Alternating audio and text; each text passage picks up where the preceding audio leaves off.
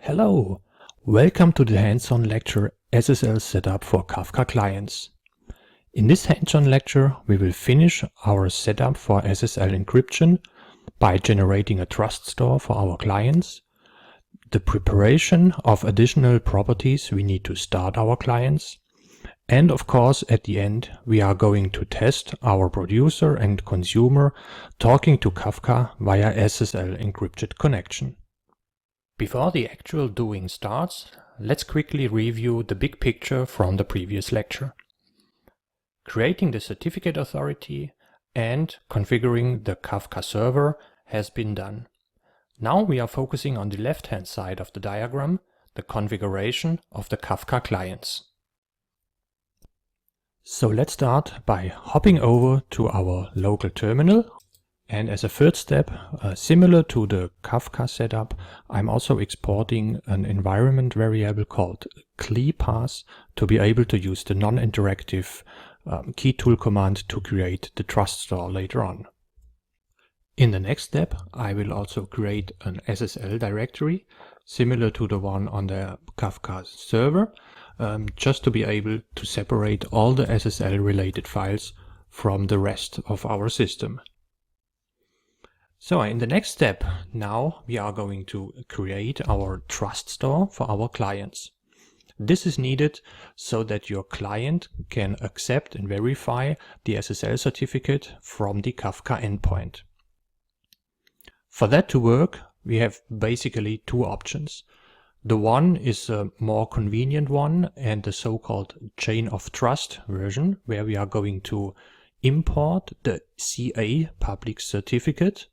This means by importing this one to our trust store, we are trusting any server certificate which has been signed by this CA. The other option would be that you directly import your server certificate, the public one, and by that you would just trust this single server instance. And imagine you are going to scale out your Kafka installation to 100 Kafka servers. You would have to install 100 different SSL certificates into your trust store. And you can imagine this is a very huge overhead. So let's download the Certificates Authorities public certificate by using the secure copy command. We are providing the same SSH key as a parameter we are using for connecting via SSH to our EC2 instance. Then we are using the username Ubuntu, and remember to replace the public DNS name by the public one of your own EC2 instance. Remember also to our previous lectures, we created all our server SSL files and certificates and stores in the directory home Ubuntu SSL, and now we are going to download the CA certificate to the current directory. So this looks good.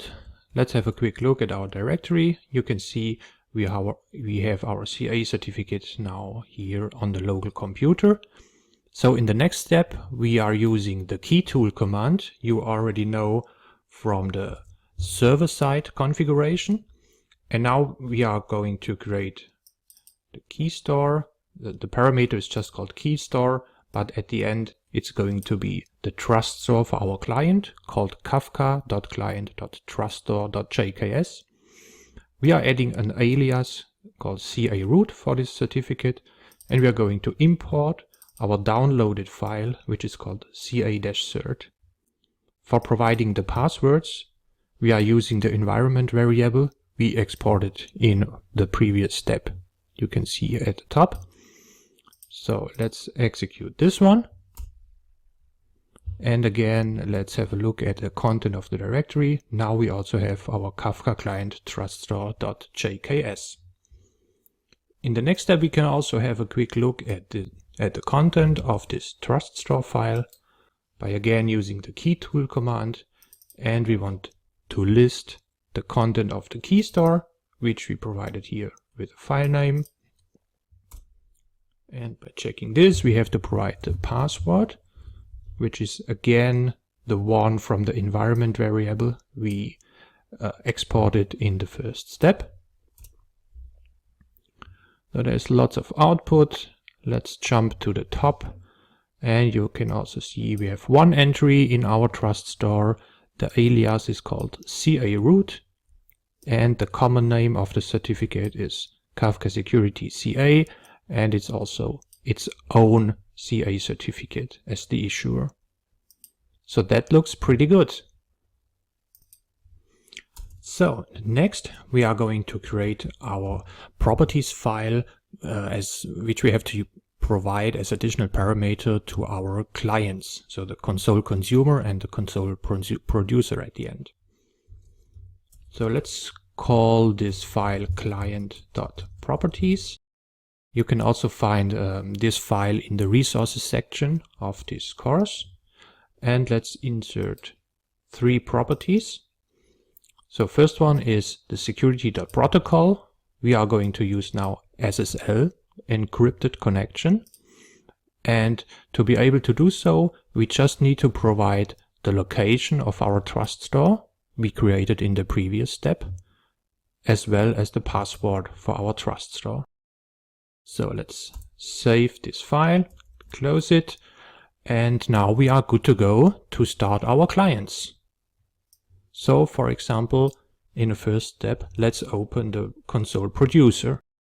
The command for that looks like this. We are again calling the Kafka console producer command. You are already familiar with that from one of the previous hands-on lectures. The broker list is again the public DNS of your EC2 instance. And now we are going to connect to the port 1993 we defined as the SSL port.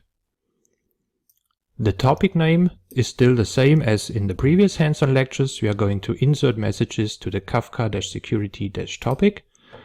And this is an additional one now. We are going to provide additional properties with a producer.config name. And we are just specifying the client.properties file we created in the previous step. So there is included the SSL configuration, the location of the trust store, and also the password. Okay, let's start it up and enter a message. Something like this. And you can see we were able to successfully produce a message to our SSL enabled endpoint. But now let's also test what happens if we don't provide the required SSL properties and we are trying to connect to the SSL endpoint of our Kafka broker. So as you can see that the producer still starts up and it tries to add a message, but it doesn't come back to us.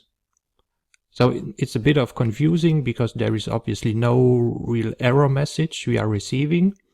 But the main outcome of this is that we are not able to add any messages now to the SSL enabled endpoint without specifying the additional properties.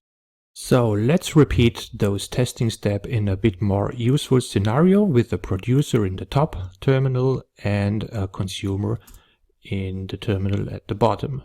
So we are opening up the Kafka console consumer with a similar parameters as the producer. But remember, for the consumer, the property is called bootstrap server.